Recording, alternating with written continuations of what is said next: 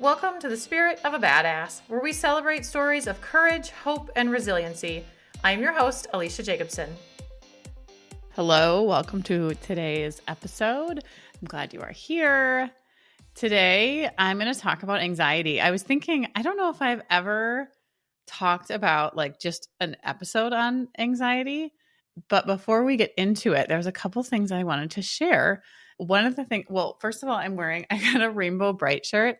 I'm really stepping into things that I used to do and that when I see bring me joy. And I loved Rainbow Bright, as I'm sure many of you who are listening also did. And I saw this shirt and I was like, you know what? I'm going to get that stupid shirt. She's like riding the unicorn. But anyway, I was wanting to wear something else, but it's not arrived yet. I started doing a clothing rental probably, I think in the fall of last year. It's called Nuuly, Nuuly. And I actually really love it. It's a little trendy. So if you're not into trendy, then it's probably not for you. But I am not trendy at all. Like if you were to look at my closet, whatever trendy, like the picture of trendy would be, mine would be the 100% opposite of that. I want to be trendy, but I don't want to invest in trendy, but I literally wear the same clothes over and over and over. And I actually just canceled my membership. And then my husband and I were going someplace and I'm like, oh, I only have the same shirts to wear. And I really enjoyed having monthly options that I could wear. And I felt so happy and good. So I renewed my membership. So it's coming today. But I've been wearing them when I record the podcast.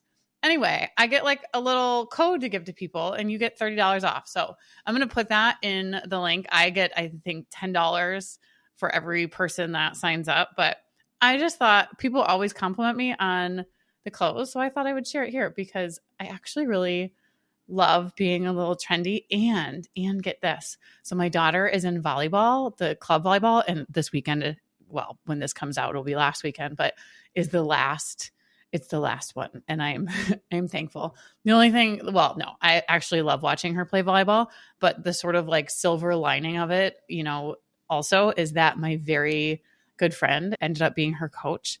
So I have gotten to see her. And this is just a woman that I absolutely adore. And then I feel like I can be a little bit more myself because, people just understand me better when they know me. So I love that. But the girls, when I wear these outfits, they tell my daughter, they're like, I don't remember what the word is. I can't remember what it is, but they like my outfit. So that makes me very happy because I feel very trendy and cool when I have a bunch of 15-year-olds saying they like my outfit. So I don't care what anybody else thinks, but if I've got 15-year-olds thinking that I'm cool, then I am motherfucking cool. And speaking of children, I had to laugh. So I've been doing this thing with my best friend lately where I send her screenshots of text messages between my children and I because, let's see, we are nearly in May and nobody wants to be in school. And I guess this has been kind of what happens with teenagers. And they come up with new reasons all the time of why they should not be in school. This week, it was wanting to go to the driving range and play a little bit of golf. My son is in golf season right now, and he's wanting to do really well. And I was like, well, don't you think your time would be better spent in school? He'd just gotten to school when he sent me this message. No, what did I do? I literally just called him out of school to go play golf. And then today, my daughter, they're both in high school.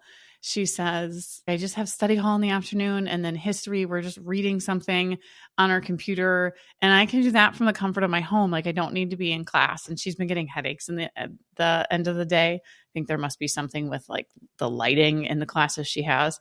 She's like, I really don't want a headache today. So I messaged her and I said, I'll come get you if you go for a little hike with me. She has a nice little prairie area, wooded area by her school. So I'm going to get her and we are going on a hike. And I just think it's so interesting because when I was in high school, did I go to my classes? No, I did not. But I had to go through the effort of skipping and then somehow getting them not to contact my parents so I didn't get in trouble for it. Like there's no way. Like I remember one time actually like chewing up soup in the night and then spitting it in the toilet and telling my mom I threw up just so I didn't have to go to school the next day. Like I had to prove that I was actually ill to be able to not go. And these kids are like, I can do this from my room. Why would I want to sit in school? Or like, can I golf? Or can you take me to lunch? It's just, it's funny. And I also like, I just, as long as they're doing well, I also don't really care. And well, I mean, well-rounded well, not just academically well, but it's funny how I thought like I think kids need to be in school. And also I do these things. It's not all the time, but they try to get out all the time. I know I'm not the only one. I see these funny things on the internet of teenagers trying to get their parents to come get them and let's go out for coffee. So I think that's funny. And that's where I am. My son is graduating in June and he's turning 18 in June. And it's like just so weird. Like I don't feel that I am responsible enough or old enough or mature enough that I'm going to have a whole ass adult as a child. That just seems like I'm wearing a fucking Rainbow Bright shirt, right? Like they're just, it's very interesting to me. Just weird. And I like my parents seemed old, and I know that they joke around that I'm old, but I feel like they acted old. And like my kids and I, we listen to the same music. We would want to go to the same concerts. It's just, it feels, I don't know, it feels very weird and I'm not quite ready for it. However, I am because he's very ready to go out and do whatever he decides to do in life. But saying that he's going to be 18, like, what the fuck? It's weird. It's weird. So bringing me to the anxiety, I told last week, if you listened to last week's episode, I shared that my daughter was turning 10. I have two littles. And she's the oldest of the littles. She just turned 10. And as I was trying to go to sleep one of the nights right around her birthday, I'm laying there and I'm like, oh, it's my anxiety anniversary. And I never, like now, I know I've talked about my anxiety, but I don't think I've actually shared the story of my anxiety on here and how it came to be my little friend that hangs out with me all the time. So she's 10. And when I was pregnant with her, we were moving. So was living in my husband's, he's my husband, but we had moved in with him, my kids, and it was a small house. So did not fit our growing family that we blended together and then one more on the way. So we moved during I am 40 weeks pregnant, and they would not, even though the house that we now live in was completely empty for like a year, they would not let us move in. So we stayed in like an extended stay hotel. We stayed at my friend's house because it was also Easter then. Then we moved in. Well, at the time I drove a very mom minivan. I had picked up my daughter from preschool and we were coming home. And as I'm making a left-hand turn, a car rear ends me.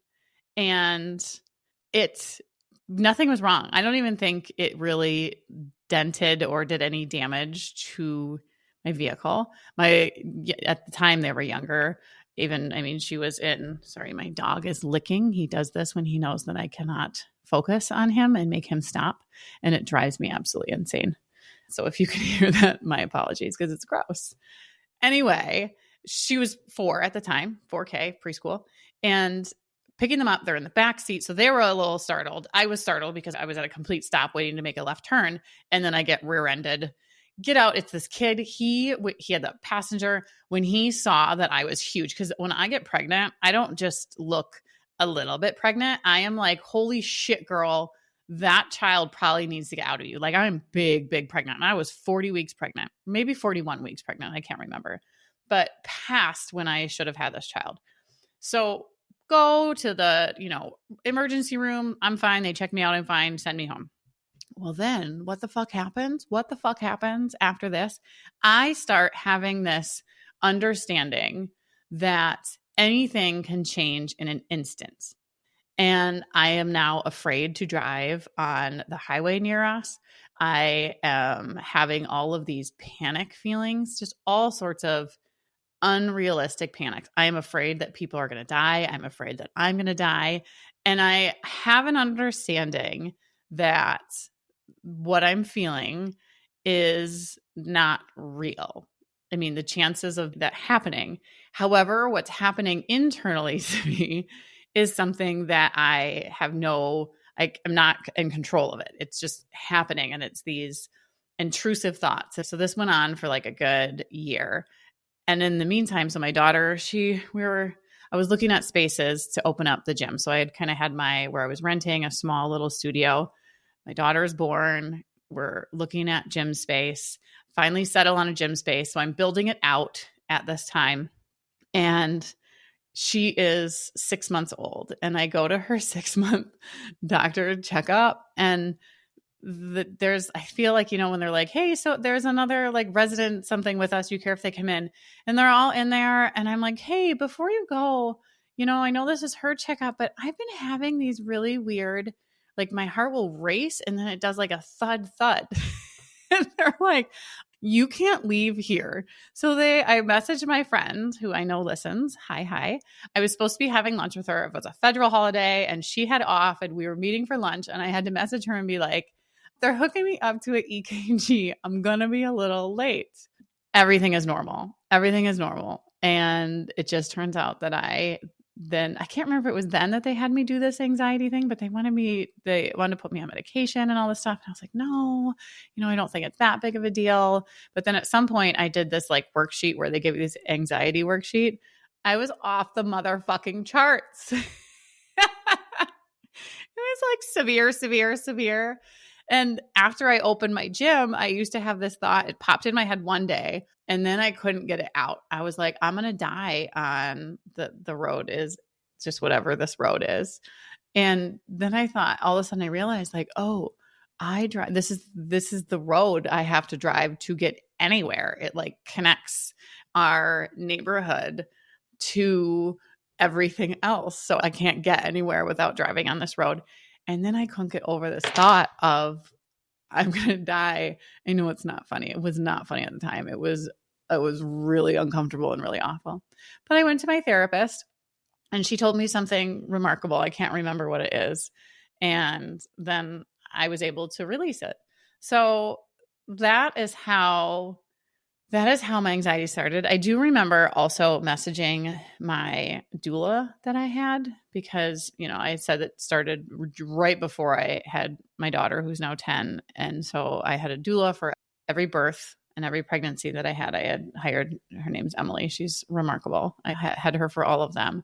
And she said, well, it also could be that you're so happy now and you feel like maybe you have something to lose. And so you're trying to kind of control this. I don't want to lose what I now have, because she had kind of been with me through my older 2 kids and then a bit of my kind of divorce, and then seeing me now remarried and how I was just it was just so different. And so that was an interesting perspective also for that. So that is sort of how mine started.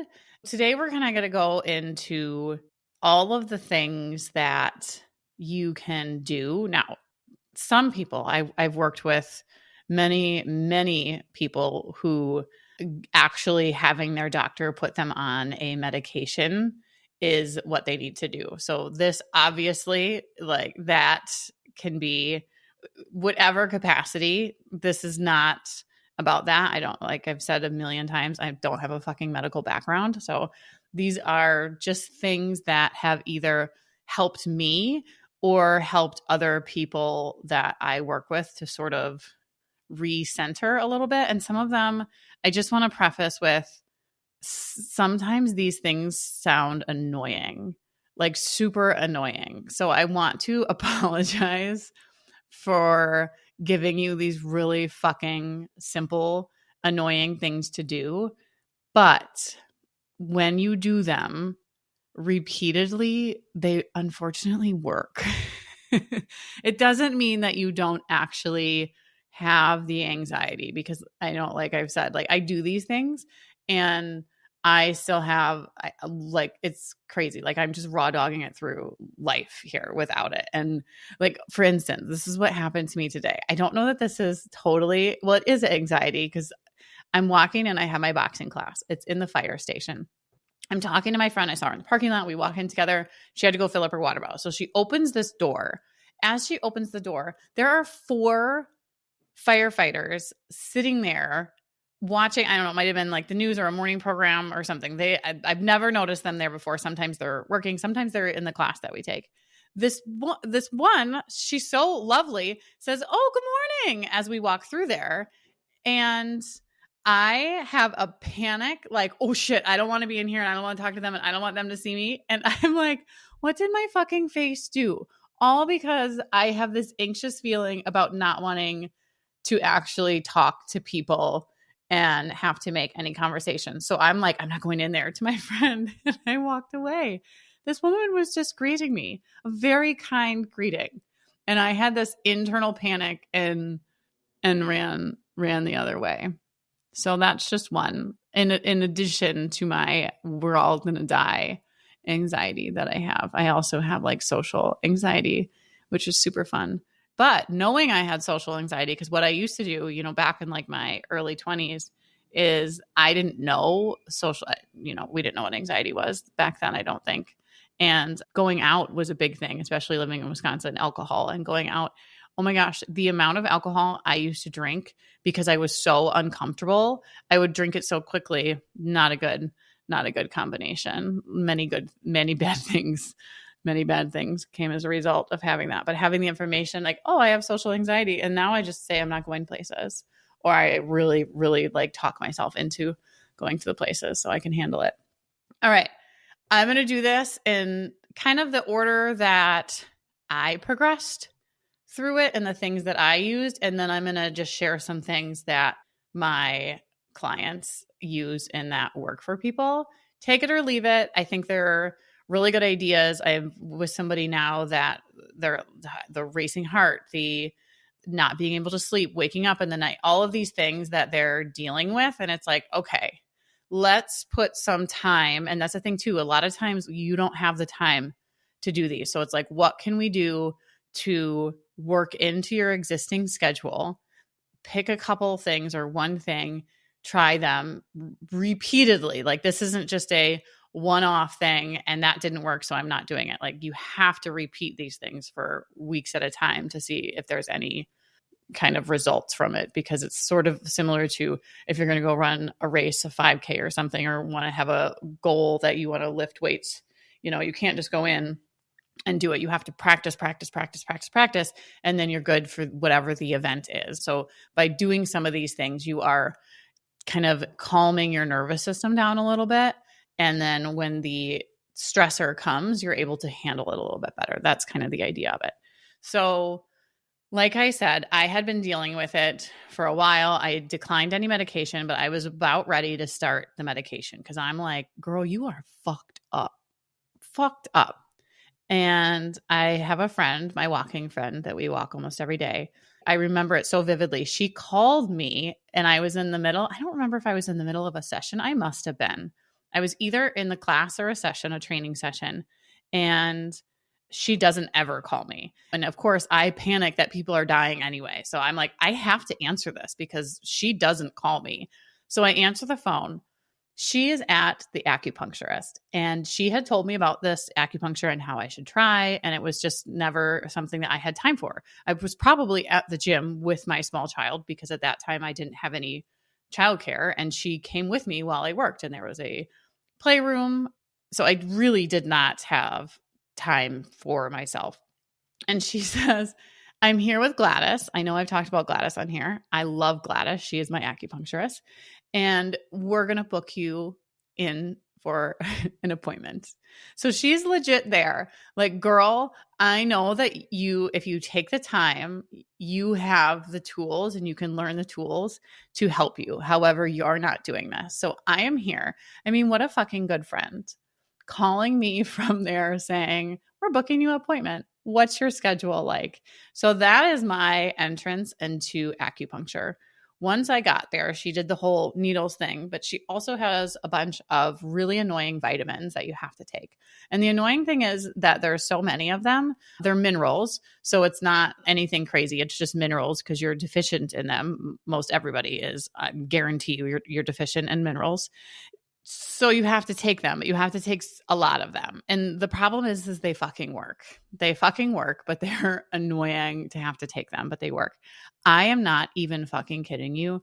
I felt so renewed. I felt less panicky. There is so much goodness that happened with the acupuncture and then taking these vitamins. And the one that I love the most is called Minchex, and that helped a lot. I had to take I had the old people pill box that I got to take at this time before meals, and it's annoying, but it fucking works. So acupuncture, if you're okay, the needles, you don't really feel them, but I have referred so many people to her or just acupuncture in general because it literally that changed my life. That was a game changer. And taking these vitamins were a game changer. I don't necessarily take them all the time now. I can kind of feel when I am a little bit more on edge or lethargic. I would call her. I'm so thankful that people, once they get to know me, but I would call her and be like on the answering machine because she wouldn't answer. And I would be like, Gladys, I'm about to lose my shit. And for the safety of all people, I'm going to need you to get me in ASAP or you're going to need to bail me out of jail. And she gets me in. So there is a huge notable difference that I have before and after acupuncture and in taking the vitamins. And some of the vitamins, I mean, you can do a Google search, but some of the vitamins that really help with anxiety are B vitamins. Because I looked it up before this just so I could have a little refresher, it said B vitamins and omega-3s, which omega-3s are great, and also vitamin D. A lot of people are really low in vitamin D, especially if you are in Wisconsin, and the amount that is like recommended is so severely fucking low. But one that wasn't mentioned, which I thought was so interesting, was magnesium, because magnesium is so that's probably my favorite. And that is just so helpful. And just go ahead and look that up. Like, I'm not scientist, doctor, natural. I'm not any of that. I just know what has worked. And that is just really good for you. And all of these things were in the vitamins that she gave me. And now I kind of, buy them separately. Sometimes from her, I have a whole little vitamin area on my counter that makes my husband, who is a person who doesn't like clutter, and it makes him super happy that I have these vitamins all over the place. And then I have to sometimes transfer them to like the island because I'll forget to take them if I don't put them out. So I know I test his ability and his love for me when I put them out there. So, but whatever fucking works, right? You got to do what works.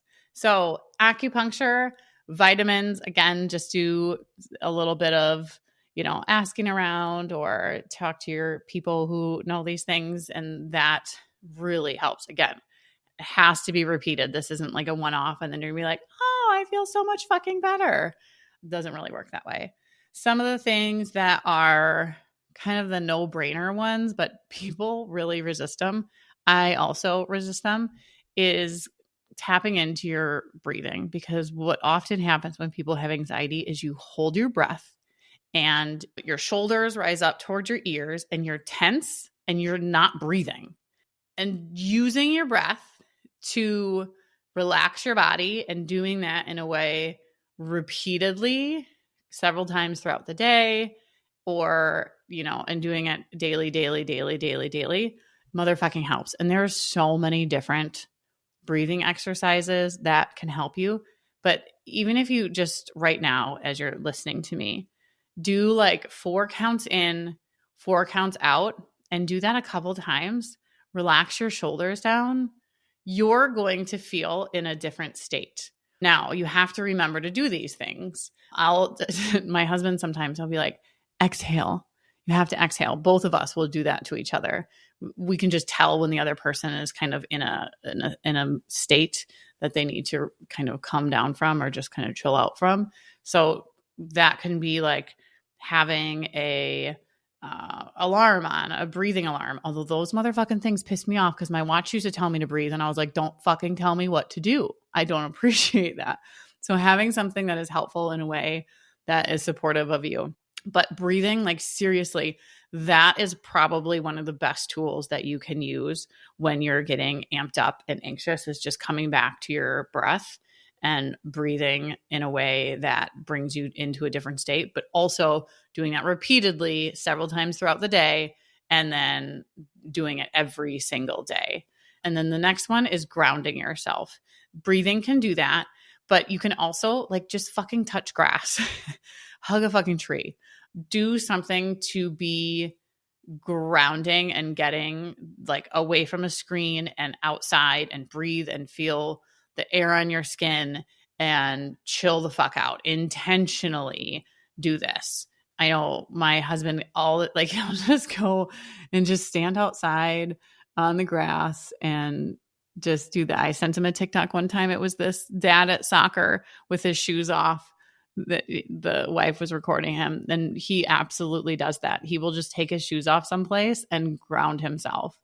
So be weird and take your shoes off and just touch the grass. There's also, you can look it up, but there's like grounding blankets and sheets and things like that. I know my friend, she's my walking friend, has a pad that sits on her chair that takes like I don't know, it's like grounding. I don't really understand it, but look it up because there are things that we get like charged, certain charges or something. And then these pads kind of give a different charge. Again, I don't really understand it, but I know people that say like this totally works.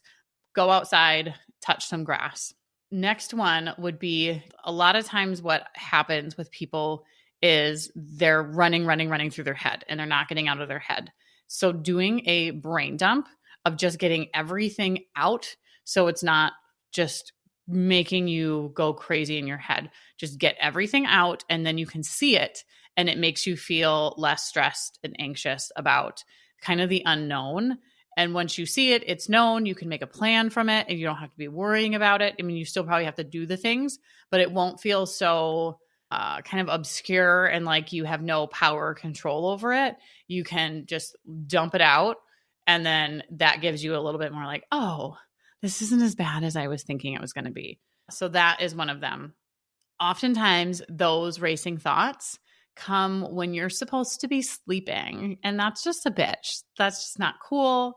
And one of the things that, this isn't something that I do, but one of the things that a lot of the people I work with do is turn on a meditation in the nighttime when they can't fall back asleep. This has proved to be like a game changer for them. There are headphones that you can get if you have somebody that you sleep with that you don't want, them being disturbed by it. They're almost like earmuffs, but it's like a headband like you would wear out in the cold, and they have headphones in them. So you can put that on. You don't have to disturb anybody. And then that has been really helpful for them to sort of pause the racing thoughts and get them back to sleep. I really like the app Insight Timer. You can pick the length. You can pick, the other thing, if you're going to do this one, I would suggest doing it ahead of time and not doing it like going through your phone in the middle of the night. Like have it queued up, because usually when you're having these things, there is a high stress something, like there has been a trigger of some sort that has set you on this path. So it's usually not, this is just a one-off. Generally, it's like, okay, this is day fucking 4. And I am sick of not sleeping at night. You might be thinking about, I'm going to wake up, I'm not going to be able to do this, or maybe you can't fall asleep, but have it queued up and ready so that when you do wake up in the night, you're not having to scroll through your phone and mess around with that. It's just ready for you. In addition to that, I mentioned magnesium before. Taking magnesium before you go to bed can be really helpful. It helps with so many different things. I use the one, well, I don't have it right now, but I used to use the one Calm. That's like a powder. I think they have gummies and stuff like that too.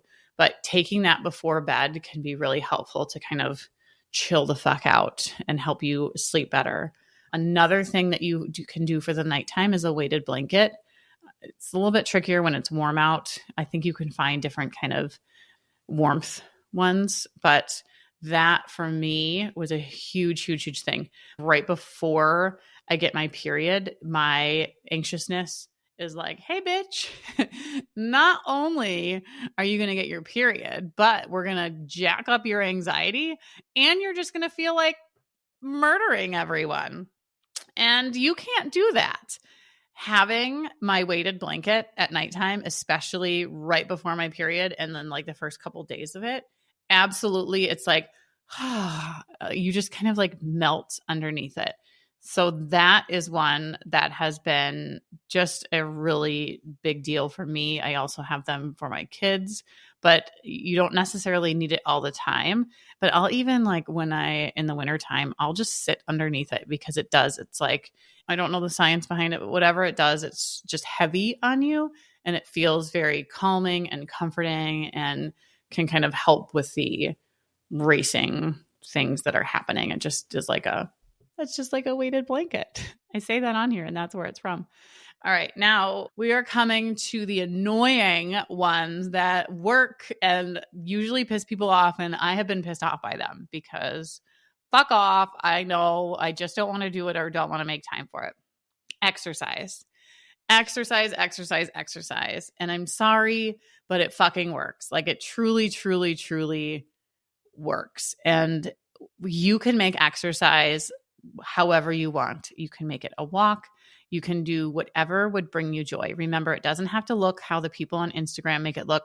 It doesn't have to look how you were told in high school. It doesn't have to look how your friends do their exercise. Whatever movement would bring you joy is what it can look like. And you can define that. And nobody else can define the duration or anything like that. But exercising is a huge fucking deal. My husband, I've talked about on here how he has started this new role and it has increased his stress, anxiety, and he hates it so much because not the work. He loves the work. He hates it that I'm right because I'll be like, what if you go to the gym today? And he just looks at me like, fuck off.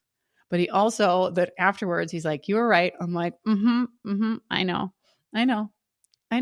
But it's just night and day afterwards. He feels like shit.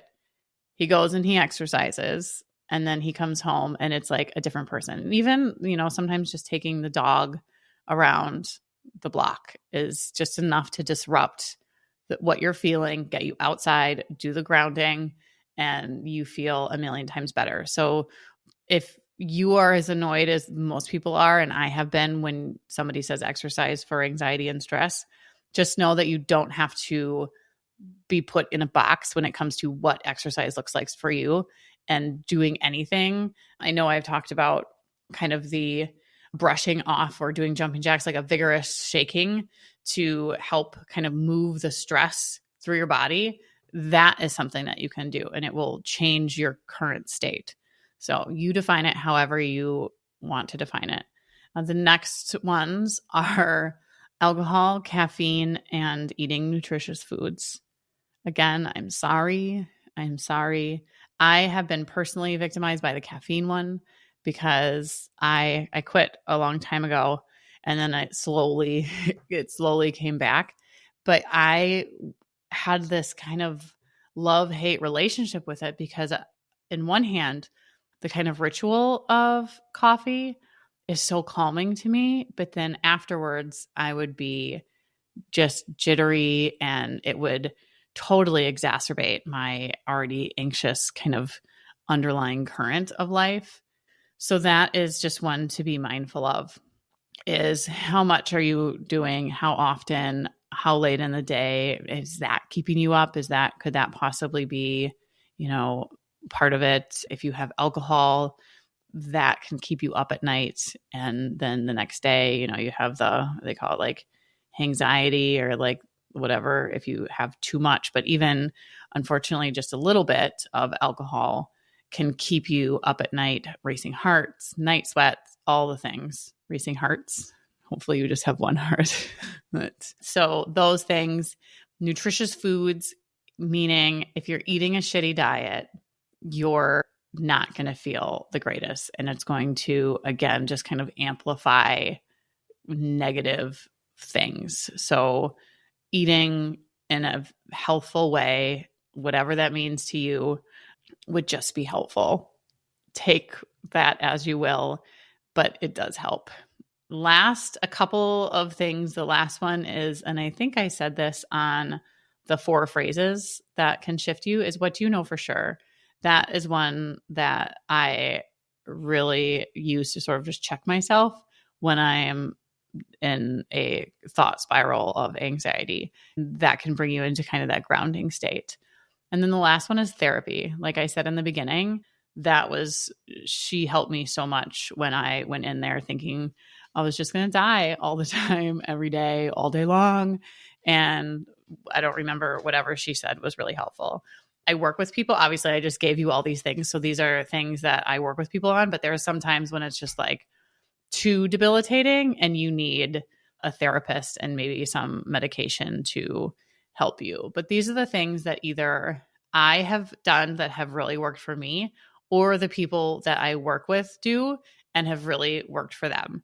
For you, some might be like a big hell no, and some might be like, oh, I can do this. And I feel like now there's just so many things out there that can cause this anxious feeling. Oh, that was one I didn't have written down, but if you're noticing things are causing anxious feelings, meaning maybe you're doom scrolling or talking to certain people kind of bring up these unsettling things, those are things to check. Like, do I need to do a detox? Do I need to kind of avoid this person or these kind of conversations when I already have kind of a higher stress, higher anxiety?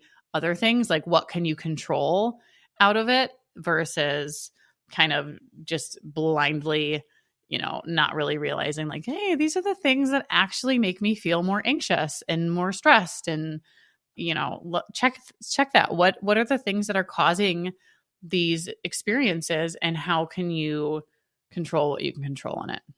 Yeah. All right. I hope this was helpful. If you know somebody, don't we all, that struggles with sort of that nervousness, anxiousness, please send this to them. It might be helpful for them, or maybe just give them some ideas. If they ask, don't do the ambush like, oh, I know all the right things. But if they ask, or if you've had these conversations before, usually the door is open for it. So I hope you have a lovely week. If you're listening when this comes out, we are like almost to May. May is my birthday month. I actually really love May too. So yeah, all sorts of good things coming up on the horizon here. So, all right. Have a great day. Thank you as always for listening. I appreciate it. And I will talk to you next time. Spirit of a Badass is a Lit Path Studios podcast and is produced by Jamie Gale and Alecia Jacobson. Music by Shane Ivers. We'll be back with another inspiring interview. Until then, keep your spirits high and your energy badass.